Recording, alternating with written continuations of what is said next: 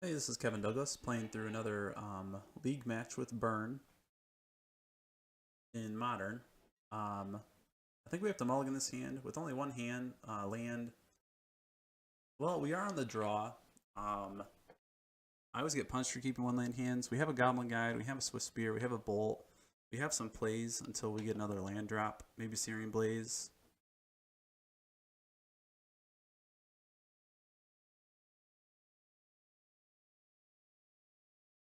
We have the white source for Lightning Helix.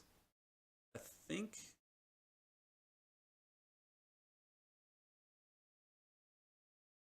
think I am leaning towards keeping.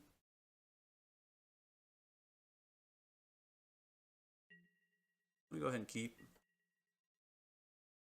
Haven't been punished for keeping one lander yet this round, or this league, so we're gonna have to be pretty quick here. If we're playing like an 8-whack Goblins deck, it looks like, that can be pretty quick. So go ahead and lead out Goblin Guide.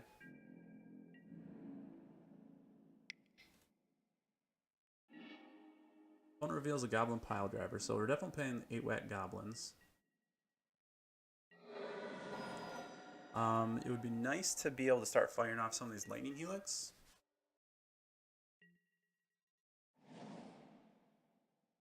So I think we really need to draw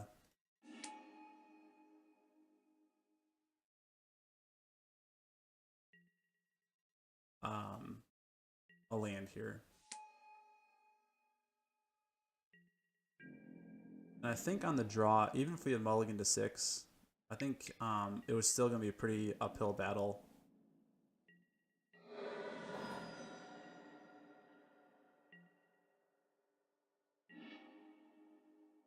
So there's a mountain. I think I'm going to have to Searing Blaze here. The Founder Street Denizen.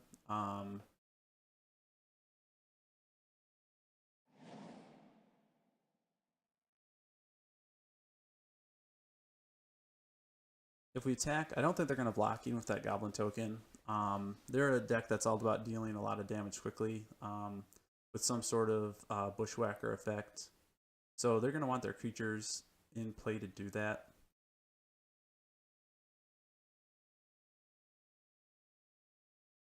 We could go Swift Spear, Lightning Bolt, and that might give us more.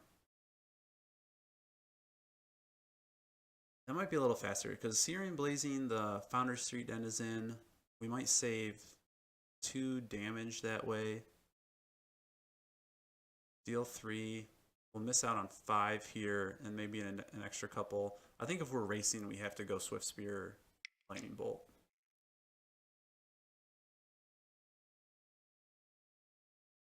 And then hope that maybe a Helix next turn gives us a little bit of extra time.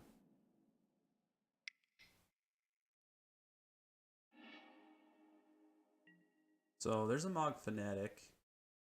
And it would be great if they're stuck on 2 land. It's a lot harder to get those surge effects, or the Bushwhacker effects.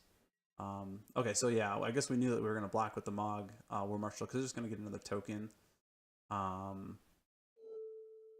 We do want to bolt here. Although I guess maybe we wanted to suspend Rift Bolt. But I think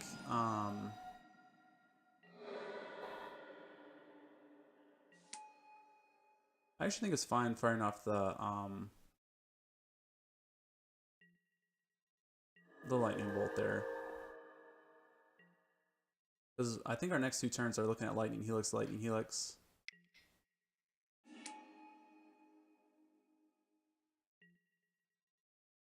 So this is going to be a good outcome for us if this is the,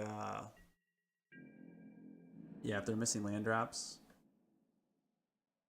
So they're going to get in for 5. Because this makes Lightning Helix really relevant because they don't have the mana to really pressure us.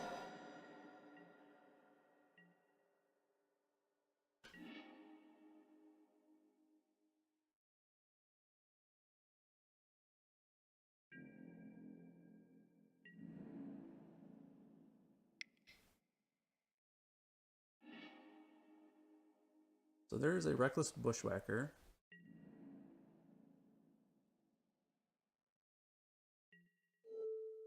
Go ahead and Lightning Helix here.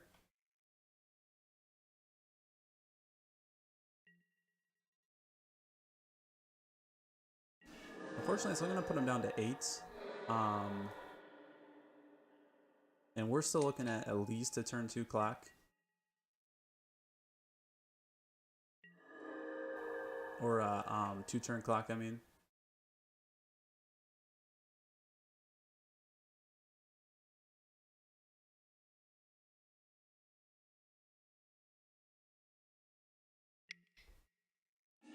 So here's a Goblin Bushwhacker. It looks like they're going to go in for the kill, maybe. If they don't leave a blocker behind, then we might be okay.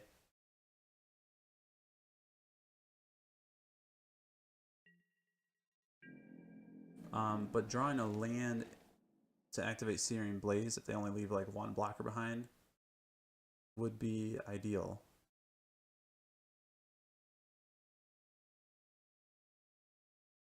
So we kind of hope they get greedy and we draw a land.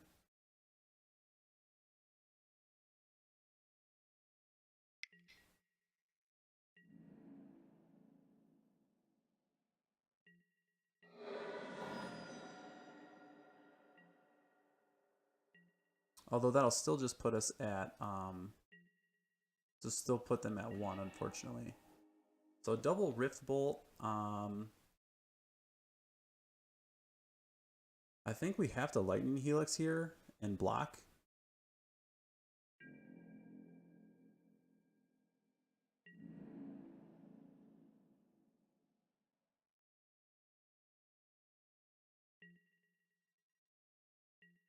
So we kind of have to hope that they cannot surge that Bushwhacker. If they do have another Goblin Bushwhacker in hand, then we're dead. If all they have is that the Reckless Bushwhacker, then we might be okay. The fact they didn't just like instantly play land tells me they're probably still on 2 mana here.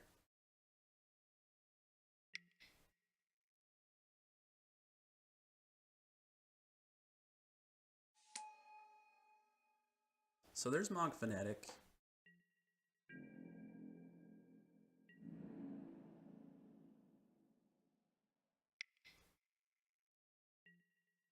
So we're going to go ahead and block Swift Spear, Bushwhacker. If they have a Lightning Bolt, we're just dead here. It's possible we wanted to cast a Lightning Helix in response to that Mog Fanatic so they couldn't sack it and then bolt us. We could also just be dead to a Goblin Grenade.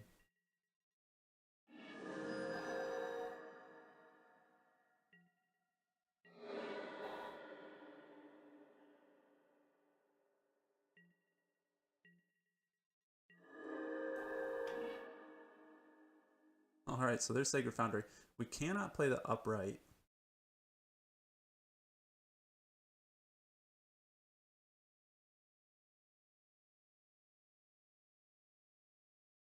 Although we could put it into play and actually use the Searing Blaze. Make him sack the Mog Fanatic so they can't block.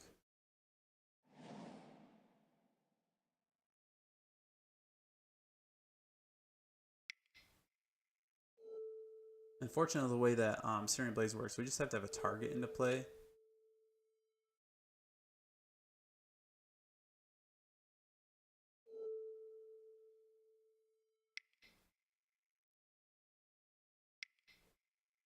So we are just dead here to a Lightning Bolt, like I said, but I feel like they would have done that last turn while we were tapped out.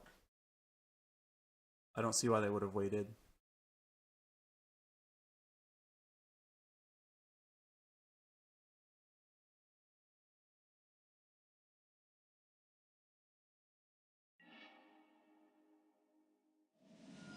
So they're going to deal us 1 damage. If they have like a Forked Bolt or something here, maybe they were holding on to that. I don't see why they would have. Alright, so I feel like we kind of stole that game.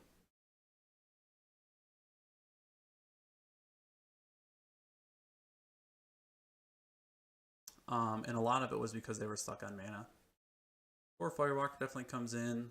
I think that's all that we need to bring in. Lavamancer, I think, stays in because it can handle like Pile Driver. We might want to take out Eidolon, especially on the draw.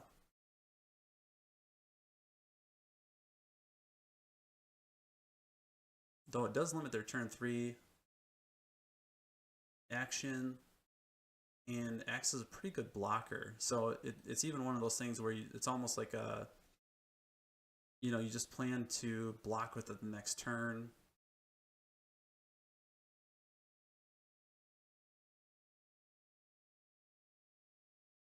Searing Blaze seems good. Maybe Skullcrack.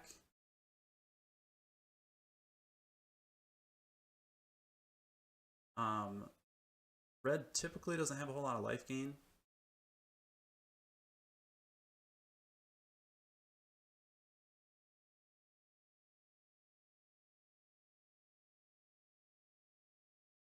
Yeah, so I'm going to go ahead and get rid of the Skullcracks. Would really like to see 2 white and one of these Core Firewalkers. They're going to be really strong in this matchup, so I'm going to go ahead and keep here. Honestly, like a Lightning Bolt draw would be good. Because even with this Core Firewalker, if we don't have much to back it up, it might just be a little bit slow. But turn 2 Firewalker, turn 3 Lightning Helix seems pretty good. We have to run out the Inspiring Advantage, but we can't really do anything this turn because we don't have a 1 CMC spell.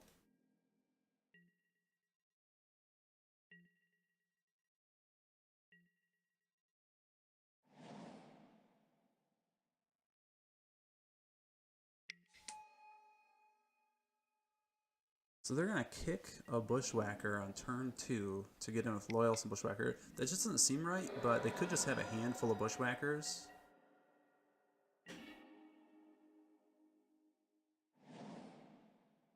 Go ahead and get this Core Firewalker down. I don't think they have any way to remove it, short of like a Pyrite Spellbomb or something.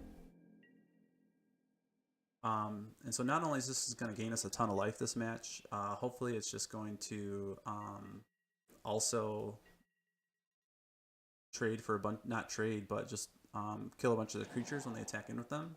They have to win pretty much through combat damage unless they have just a ton of Goblin Grenades. But between Lightning Helix and gaining life from Core Firewalker, hopefully we'll put ourselves out of like a nut Goblin Grenade draw.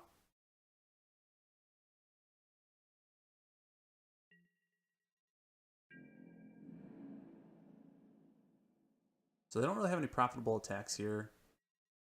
Looks like they're not going to cast into Core Firewalker. So I think I'm going to take 2 life to cast this Goblin Guide.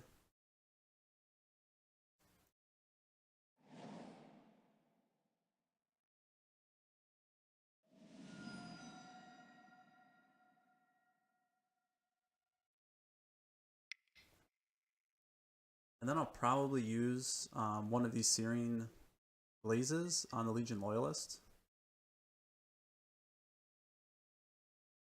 So always, yes, definitely want to gain life.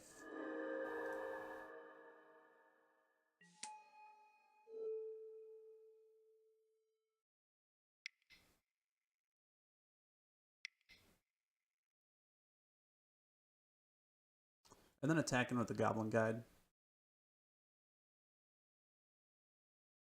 There's no need to attack him with Core Firewalker. I think he's just best sitting back here, gaining life, and acting as a blocker until we really need to kind of turn the corner and start attacking. But our hand's shaping up really well now. We have a couple 2 CMC cards in hand, another land. So next time we're going to be able to cast 2 spells, be able to make use of the Searing Blaze with the landfall.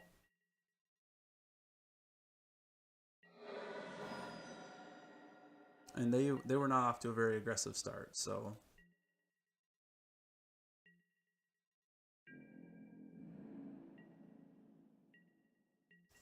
And they're not casting in that core Firewalker, which is great for us.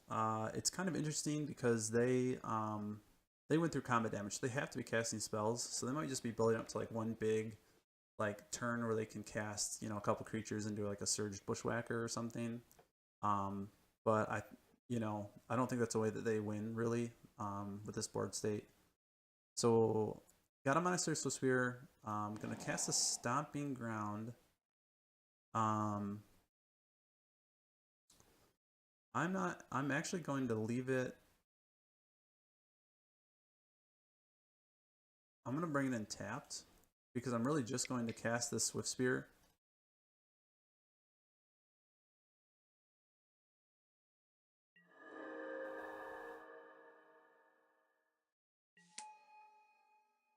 And I think I Searing Blaze here. I don't think that they can kill me out of nowhere. So I want to take advantage of this landfall trigger while I can.